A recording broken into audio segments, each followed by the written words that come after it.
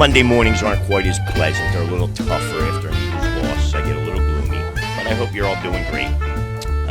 I got to go get a haircut today.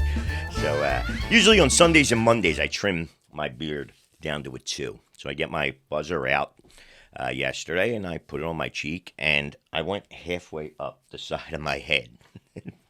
Tried to fix it on the other side. I mean, as soon as I did, I'm like, what the heck am I doing? Still don't know why, but I'm going to go try and get that fixed. I have determined one thing, though. You don't want me cutting your hair, and a barber I am not. But I'll be supporting a new do tomorrow for you all. It is Monday, which means WTF Monday. This week I had some real choices. We had the Joe Biden puppet show, with Master Marionette Anderson Cooper, who propped him up and helped him. And CNN's review and discussion of it, stating Joe Biden looked wonderful and did a great job and looked in command. Are you out of your mind? And do you 38% people who support him actually believe that garbage? Because if you believe he's doing a good job, you're lying to yourself more than he lies to this country. You really, truly are. Or I could have chosen Lois and Superman's illegitimate son, Joe Kent, who came out this past week. This is confusing and needs to be talked about because we can't identify a person by gender-specific titles or pronouns. But it's fine and dandy to announce a fictitious character in a fictitious world is sexually attracted to members of his own gender. I don't understand that, especially since in comic book worlds, you don't even need sex to reproduce. You just need a pencil. Draw a new character. Why do we need to address that? Why do we need anybody's sexual preference in a comic book? My two cents. Anyway, I'm not covering that because this week's winner is how in hell can somebody get shot on a movie set? First of all, I want to give my prayers and condolences to the family, friends, and loved ones of Helena Hutchins. She was a cinematographer on the set, 42 years old, shot and killed by a prop gun. And I also want to wish a speedy and full recovery to Joel Souza. He was the director who was also injured in the incident. If you don't know what I'm talking about, Alec Baldwin is producing and starring in a movie called Rust. It's a Western movie. It's being filmed on a ranch out in New Mexico. The premise of the movie is a outlaw played by Alec Baldwin rescues his 13-year-old grandson, who ironically is sentenced to hang for an accidental murder.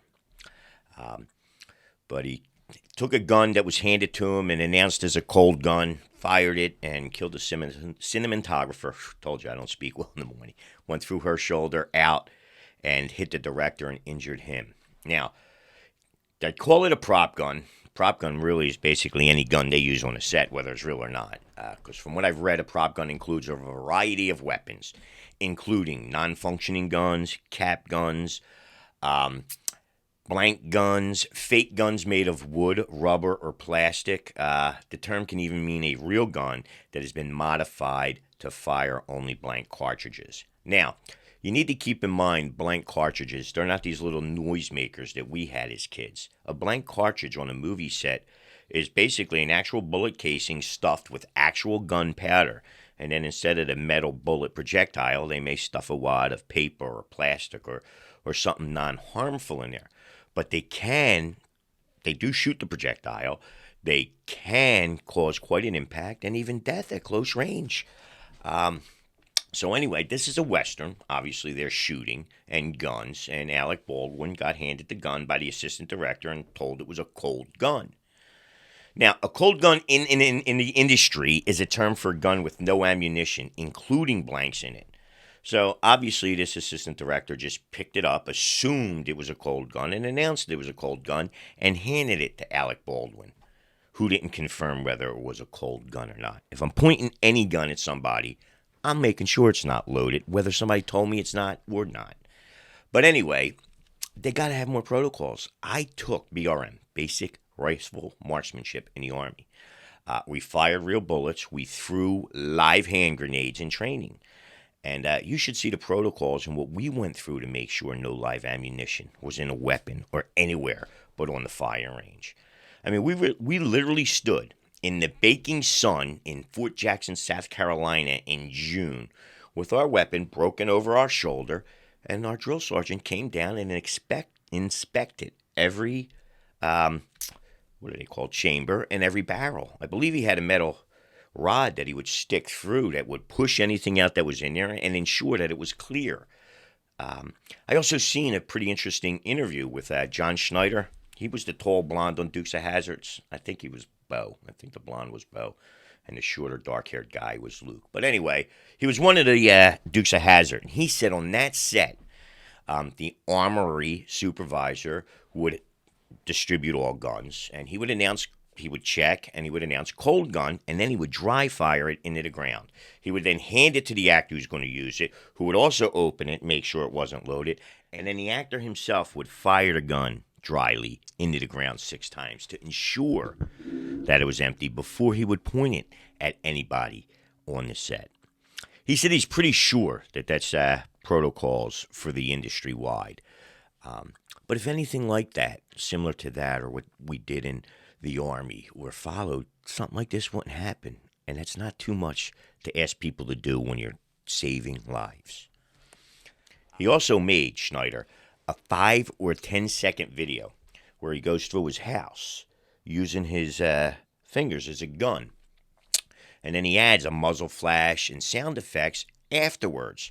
And if he didn't tell you before you watched the film that he was using his fingers, your mind would see a gun in his hand.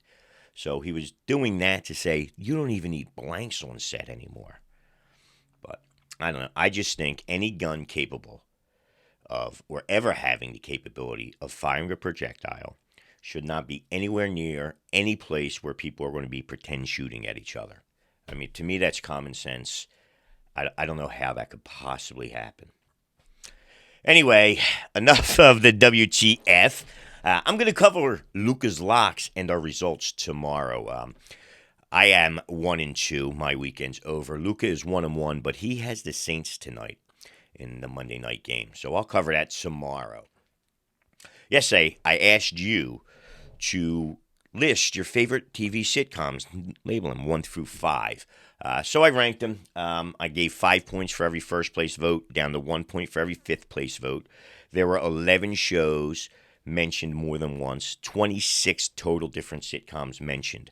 But anyway, your top 10 are The Honeymooners with 20 points, The Friends with 18 points, All in the Family with 17 points, Seinfeld with 16 points, MASH with 16 points, Big Bang Theory with 14 points, Cheers with 12 points, King of Queens, 11 points, Everybody Loves Raymond, 7 points, and Taxi was mentioned twice and has 6 points. I actually put them all the way down, and if you guys are interested, I might do a Sweet 16, the Severe 16 like I did with the Cars, and we'll figure out the greatest sitcom of all time. But I could rank them 1 through 16 out of the top 16. So I guess now we're up to Monday's Daily Choice, which I put zero thought into. Deciding on what to talk about on my WTF and get my thoughts together on the shooting. I didn't put much thought into it, so I'm going to make something up right now. Let's see. Spending a lot of time home and around the house due to COVID and the lockdowns and stuff over the last year and a half. When you're in your house and you know you're really not going anywhere, are you A, completely barefooted, B, in slippers, C, in socks, or D, fully shoed up? Most of the time I'm barefoot, but I do put socks on to go to bed. Nobody's in my bed barefoot, me or a guest.